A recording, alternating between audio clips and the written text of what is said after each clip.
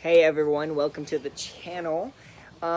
So I don't really have the largest amount of direction of how I'm going to do this.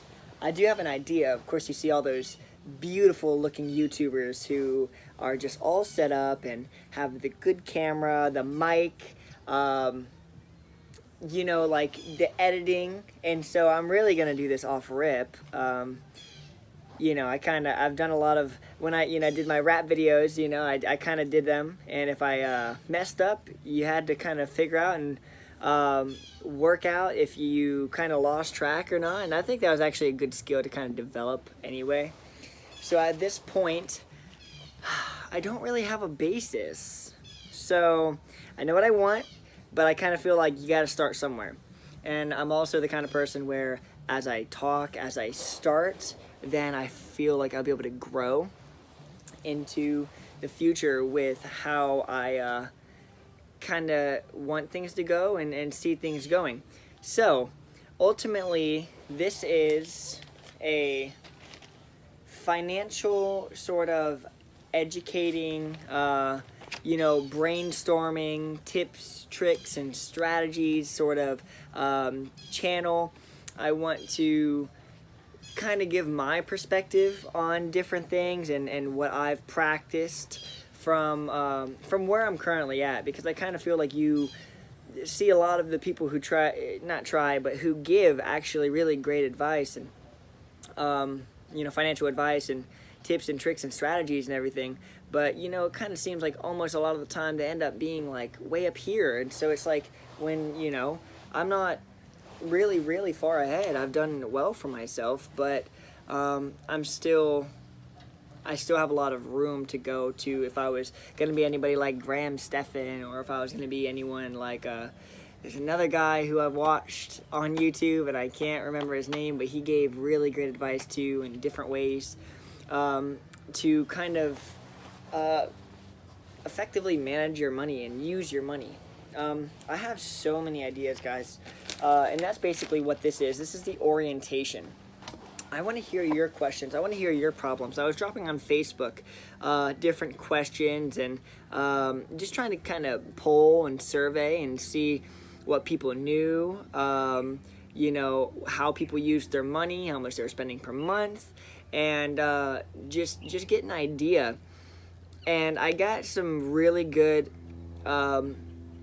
perspective into that. The only reason because Robert Kiyosaki said that. I mean, I don't think he said that, but there was a survey, and their survey was saying that a lot of Americans can't cover a $400 financial crisis. Like if $400 financial situation came up, I think it was like 80% of Americans couldn't really handle that. I mean, that's very interesting, So that means that 80% of people that kind of, would put anything like, and that people don't have a lot of financial education. And I mean, we didn't really learn too much about finances in school. Unless you went to college for it, I didn't really learn too much about it in college. So I had to do a lot of this learning myself. I had to kind of, I read books. So I will admit, I did have good direction from, people like my mom, my grandpa, my Uncle Chris. And, these people did give me, I was exposed to it. Kind of feel like, with a bunch of different things, though, you could be exposed to it and you can still decide not to, go which way. And still, if you weren't taught it, like I'm a big person, like why?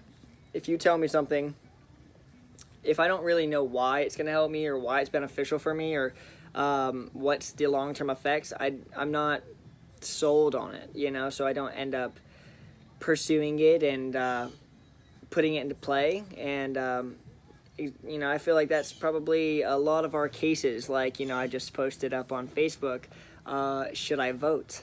And I was like, I don't feel really informed enough. And then also, not only do I not feel informed enough, I feel like the two candidates that we have currently, I don't know, it just doesn't seem like something that resonates within me, like what they talk about or who they are, like how they come across. It's like, as somebody said it, choosing the best of the worst, and it's like I don't even feel inclined to do that, So I don't know. It's difficult, right? Like that's why I wouldn't vote. But ultimately, that's getting there.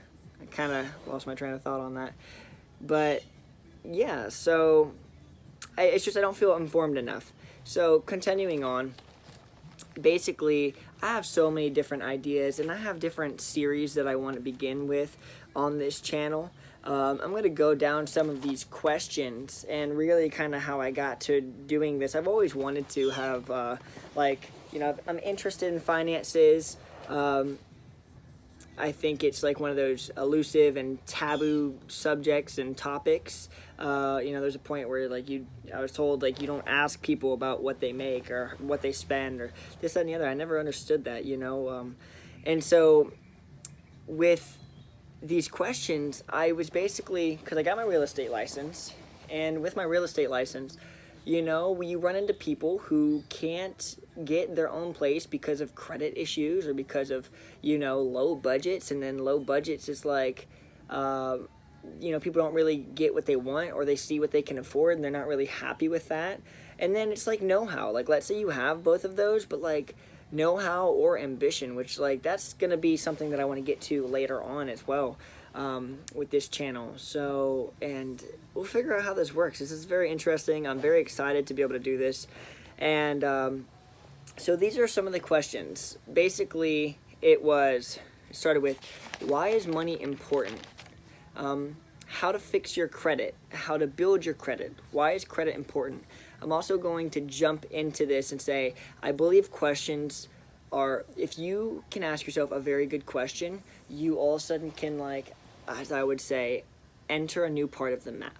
Let's say if you've never asked or thought of a question in the past, sometimes you can ask yourself a question that you've never considered before in the past, and you have this whole new area of the map that you're like, oh, well, this might be this, or, and I also believe too, as you are learning and growing and going forward, things that you might have known in the past now start to accumulate, and then whenever you get older, with the new knowledge that you have, when you reflect on some of these newer or older questions and newer questions, all of a sudden they start to merge and you start to kind of get a level of understanding.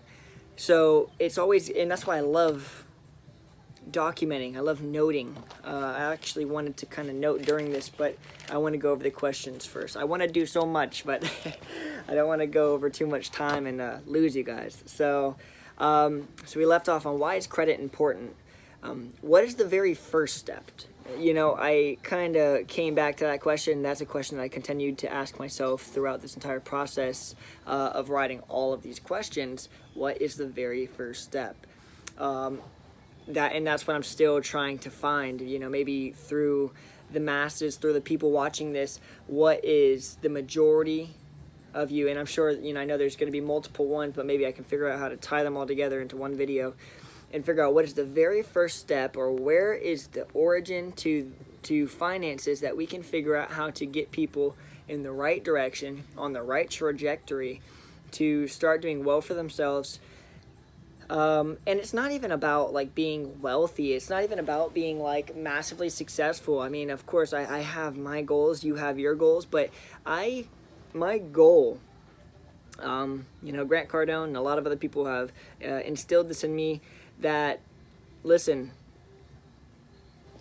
kind of choose an unachievable goal, but work towards it like you will achieve it. Work towards it like it's going to be achievable, because you never know. You never know. Go for it. My goal is to create a society one day where people don't have to worry about money.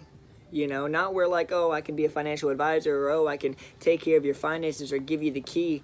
No, it's ultimately, I want to create a society where people don't have to worry about money. People can focus on themselves and work on themselves and, become better people, because I feel like there's just so many different things in the way. And, it's let the professionals handle different things. I don't know, especially with taxes, I'm not sure how to do my taxes.